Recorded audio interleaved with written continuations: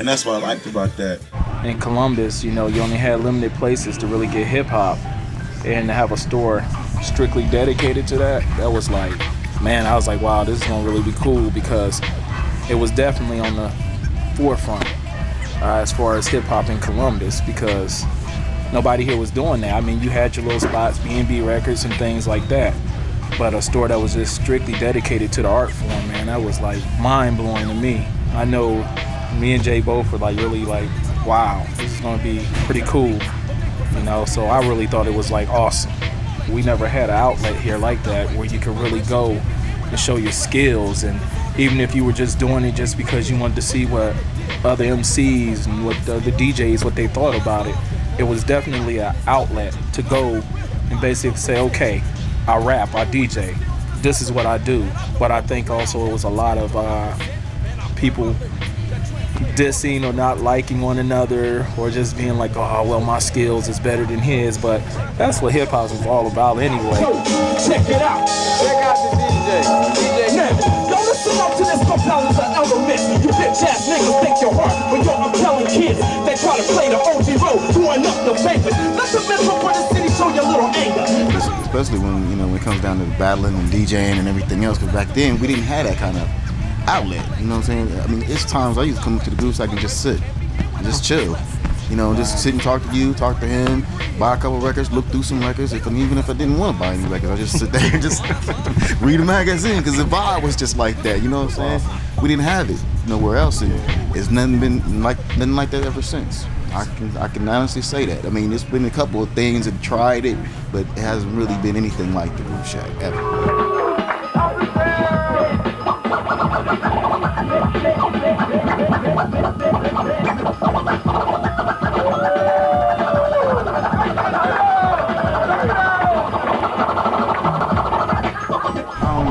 I think it was the graffiti when you walk in. It's just like the music was fresh. You're hearing hip hop music. It wasn't like you walk in certain record stores nowadays, you're hearing the popular stuff they're playing on the radio. I mean, it was our place, you know what I'm saying? So when we walked in, we felt like we owned it. That's pretty much in a nutshell. Then when all the battles and the MCs and everybody that came through there, even every Friday night, it was packed, and that little place was packed. Every week, and there'd be some fierce battles going on. Is you a bitch or a nigga? I really don't know. Do you dress like that because they got dough? I don't think so. I bet you live around the corner, and if I get your birth certificate, you know you're a gunner. I ain't no joke on this microphone. I wish black ass niggas like you would leave the mic alone. It's about the rapping and the wordplay. You know what I'm saying? Nobody was gonna get mad. People just wanted to hear the rhymes. When you got up there and you demolished another crew, was on the love, they come up there next week and hopefully beat you. Hopefully they learned something, went back to the lab, got tighter, came back and beat you. That's what you wanted to happen. It didn't happen often, but you wanted that to happen. It never happened. It never happened. That's the footage. You wanted that. That's what we wanted to happen. So, that's what's up. Yo, that's it. Man, I'm through. Yo, in the story. My rappers on the decline into the pit of purgatory. You know what I'm saying? Welcome to the finish, to the beginning. I'm winning, I'm never losing. Clever, abusing many crews that try to step to me. Never all get a right step to me. Fuck them. I grab the microphone and I will struck them like I'm lightning. MCs, I am exciting to your brain. I rock the microphone freestyle. I'm on your ass like Haynes, so massive. I grab the microphone, I get in there like prophylactic. I rock the mic from here to West Virginia, so scholastic. Couldn't teach you what I know. I pass the microphone to my man Camuso, he'll flow. It was really fun, the fact that I love the fact that you can spark an emotion from a person by just words. Like, it's just like words fucking can kill, man. Words are ill. Just like it's you just said. like making the kids mad. Like literally kicking a verse and you can't even finish it because everybody's like, damn, that was ill. And the person you're competing against is like want to fuck you up because they just has no rebuttal for that. This is ill. That's the fun of it. Believe me, can't sing up the knees. If you were standing on your knees, you couldn't compete with these if you were the multiple of three. Those guys getting in here was big for us too, because they were mouthpieces for us out in their neighborhoods and stuff. We were the first to have this kind of venue, and the word just spread. When Speech and Arrested Development showed up at the Groove Shack, we knew that we were somebody. Speech is an international star, still on stage today, who's been around for 20 years. Speech and his crew hung out for hours. They bought a ton of records, we hung out, and we knew that we had finally made it on the scene. You go there and it changes your perspective of the world. And to me, there's a Bible scripture about planting seeds and watering, and God makes it grow. And it's just a scripture in the Bible. And to me, I feel that same way about music. All humans really do, period. All people, is we plant seeds and we water them. The rest is just a mystery to us. I love the whole experience of vinyl, and just, there's something about that to this day that just, it's the way to go. Because I look at music as textures, because I never really played an instrument per se other than turntables. Everything is a texture to me, and so live music is just one texture, mechanical stuff is another texture, and all of it's just textures to me.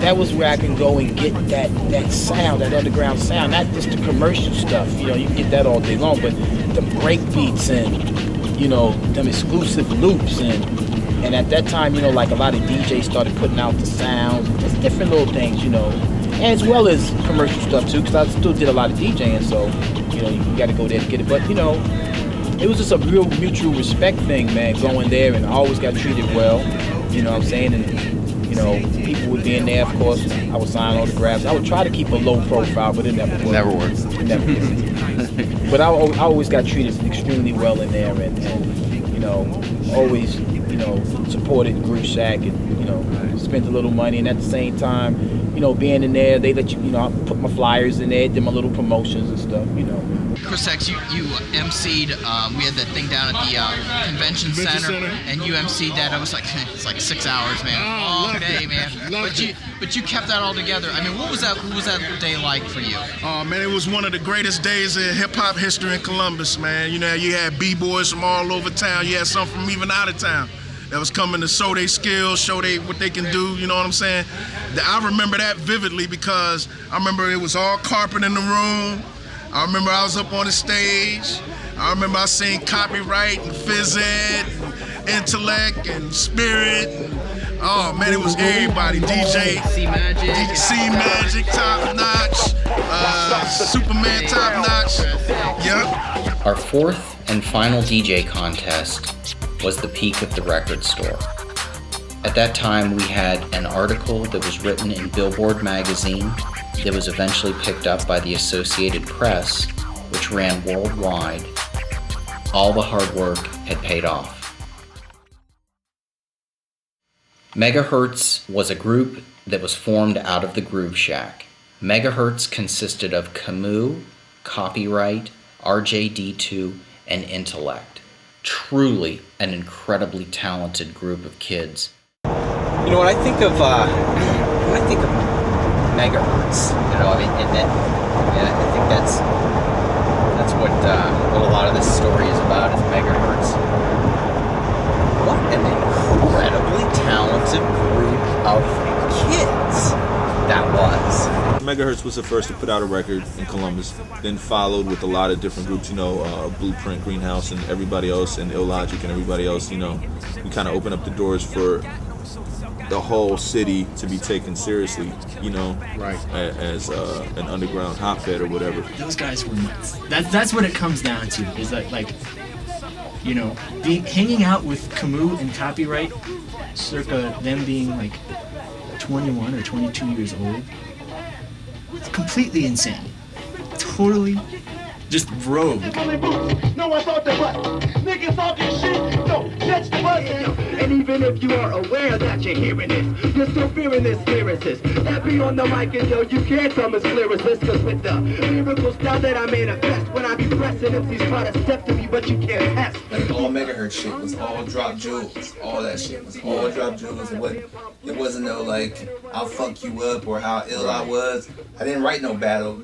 If anybody knows any Megahertz shit, like all my shit wasn't battle shit. It was all about taking care of the earth and fucking like just subliminal shit. Like, you know, and like, don't be disrespectful and shit. Because I'm not a scantron sheep, but any MC try to step, I'm not a band pamphlet. Away, you better run away from the MC on the table. Because when I graduated... See, I had started listening to hip hop in like 88, something like that, when I was living in Florida. Okay. I moved up here, I moved into like the neighborhood where Jakai lives at. Like we lived in the same neighborhood, went to the same school.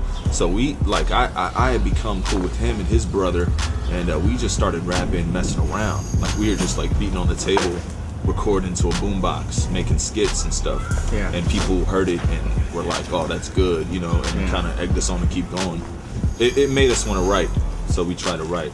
It wasn't that good. It wasn't even great. It wasn't good. But for this little like 14-year-old white dude and Jakai and, you know, all these people that people already knew in the neighborhood, they're hearing their friends rap. So it's like, oh, okay, my friends are okay. You know, they got a little gassed, like they thought it was better than it was, or made us feel like it was better than it was. Right. You know, Camus, if you walked into a room with 200 people and within 5 minutes you knew who Camus was. He would be like the sweetest guy in the world sometimes, and then he would just do some other stuff to like completely infuriate me. And this is just, I think it's just the person that he is. He's just an amazingly complex person, and he's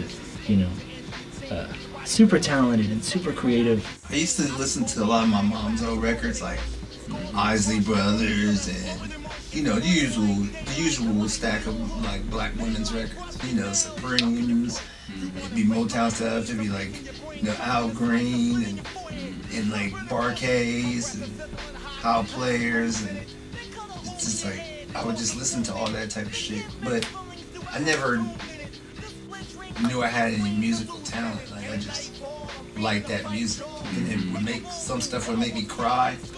And I would wonder why it would make me feel like that, and like why this song was written this way, like why does it make me feel that way at a certain time. My mother used to be like, "Why are you crying?" I'm like, "I don't know. This song." It's like, why are you listening to those old music? Why don't you listen to some new music like your age? And I'm like, I don't know, just like this. I just like all this old shit for some reason. So like she just gave me all her records, and I just started listening to stuff. I was living with my mom and my sister, and it wasn't even brought to the forefront yet. Like they didn't know that I was even rapping.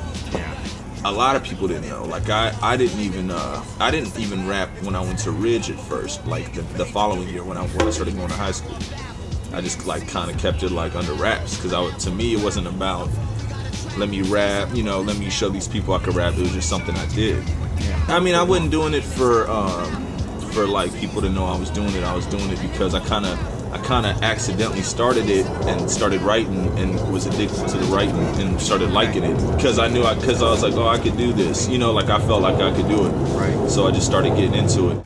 I went to all alternative middle schools, so it was just like alternative performing art.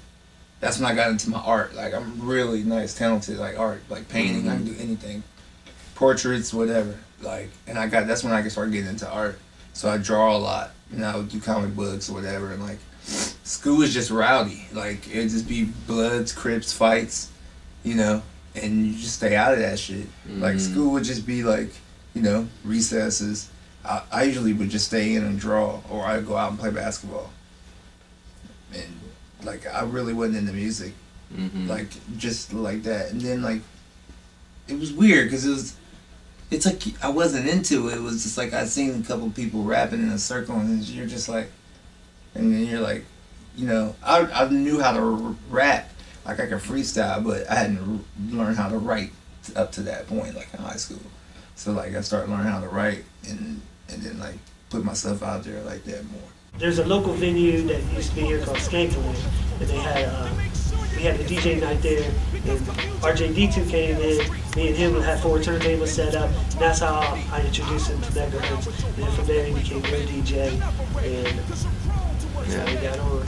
We were cool from high school. Like we met in high school. I knew Jakai and all them from middle school, you know, and we lived in the same neighborhood. But I met Camus when I started going to Walnut Ridge. We had an art class, and we both drew. And people were telling me that he drew, and people were telling him that I drew. And we were trying to, you know, you just hear things. We kind of were in the same art class, so it's like, oh, we started drawing and stuff together.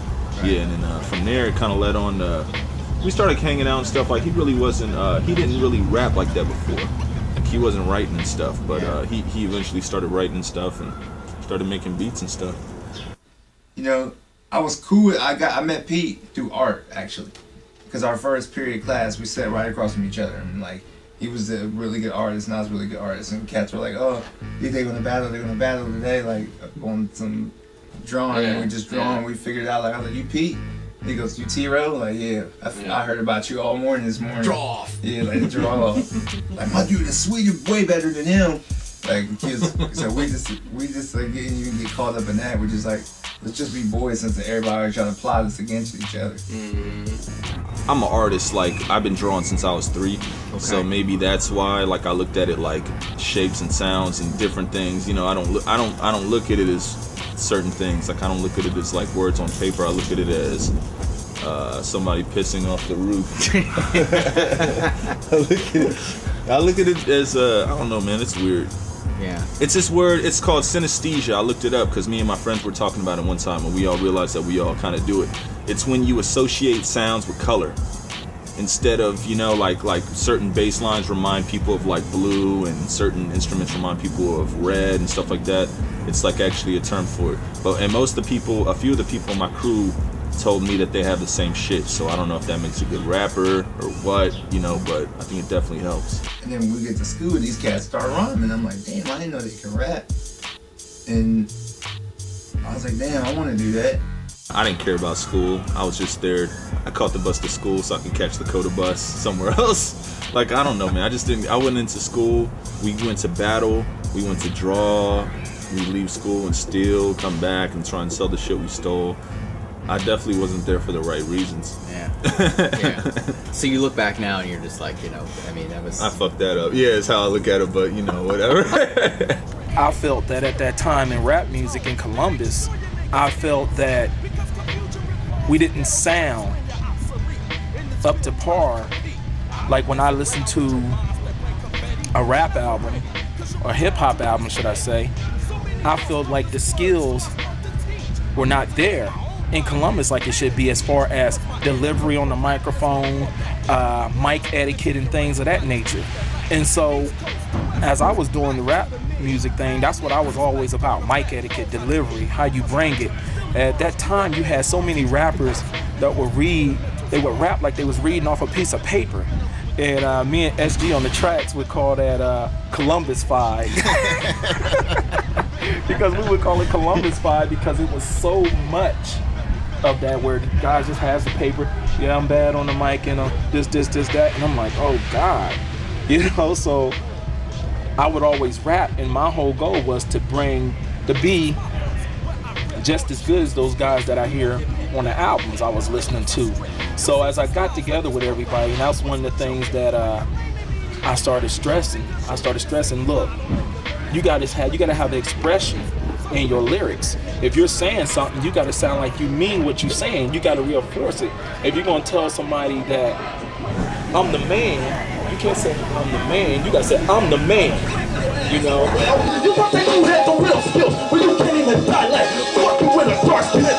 The intellect, or Derek Baldwin, was the hip-hop professor of Columbus. He worked at Groove Shack for 2 years. He helped us build the store. He never sold a lot of records, but he shaped a lot of careers. He had an incredible ear for true underground raw hip-hop.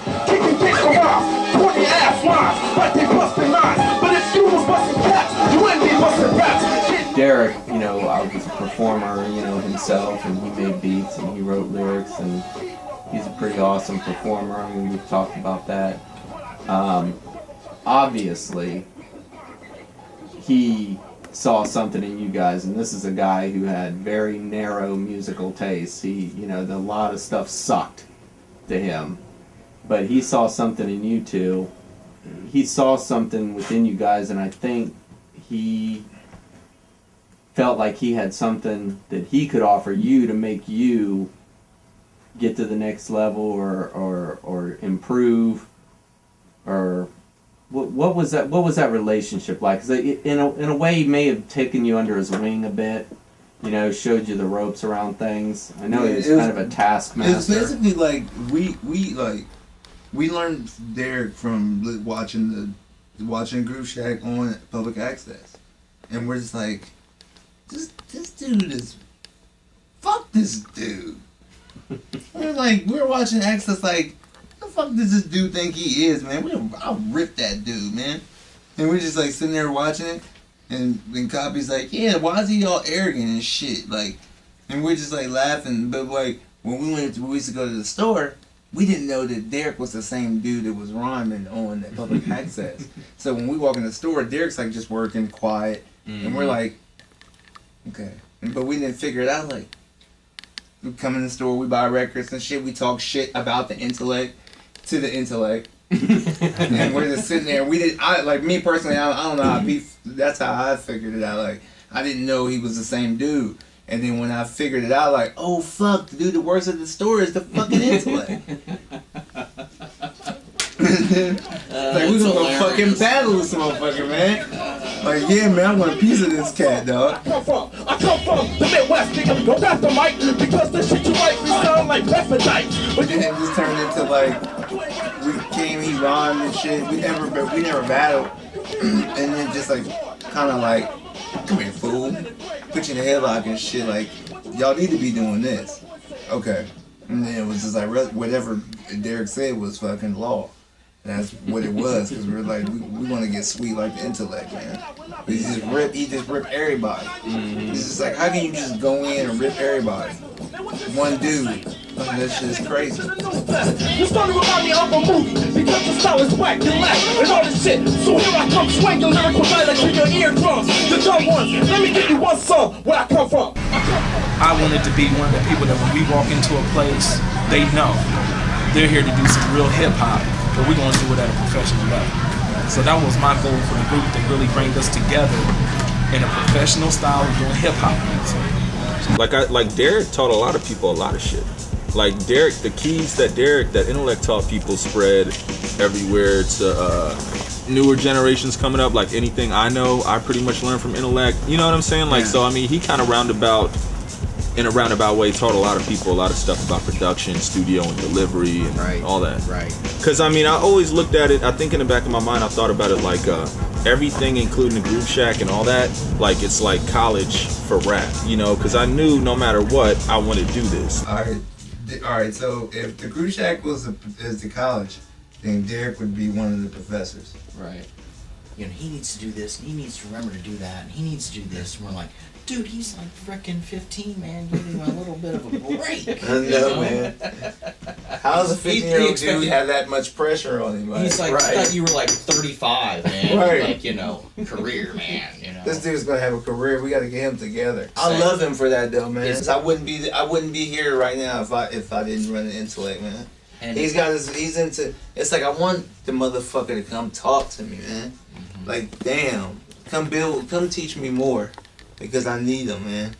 You know, intellect, genuinely, you know, he didn't necessarily want to be in front of the camera, you know, but he could have been the RZA from the Wu-Tang Clan. He could have been the super producer. You know, he could have been that good. And he would do that. That lesson for the day shit. Yeah, lesson for the day. Bring your books to school. It was just... Yeah, it was like, I swear to God, it was like that. Prime is right, man. It was like a university, dog. It's like going to college, going away to college.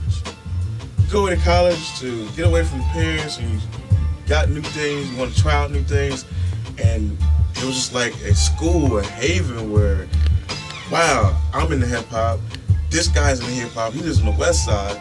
It was just that I can let it out and be myself for, you know, these 4 years of school, you know, and I'm learning at the same time. Because I learned so much shit. You learn history, you learn the history of music. You know, getting with Copyright and Camus, I thought Copyright had awesome skills, but the thing was, he rapped really fast and he didn't have any delivery. That's why I thought Camus had delivery, he didn't have any mic etiquette. So that was one of the things I started working with those two on in particular, just mic etiquette, delivery, and I've been working with phys ed about those things also. I wanted us to be professional in doing hip hop music.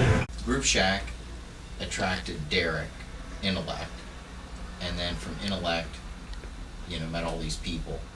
Where would we be if there was no Groove Shack? I don't know, man. That is a fucking good question. I mean, what's your answer? I mean,